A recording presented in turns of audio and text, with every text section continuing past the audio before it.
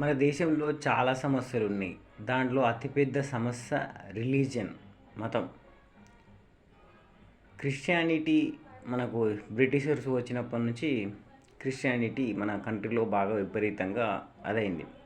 కానీ ఆ క్రిస్టియానిటీలో ఉన్న ఒక కాన్సెప్ట్ను తీసుకొని ట్రాన్స్ అనే ఒక మూవీ మలయాళంలో వచ్చింది. తెలుగు డబ్బుడు యూట్యూబ్లో అవైలబుల్ ఉంది.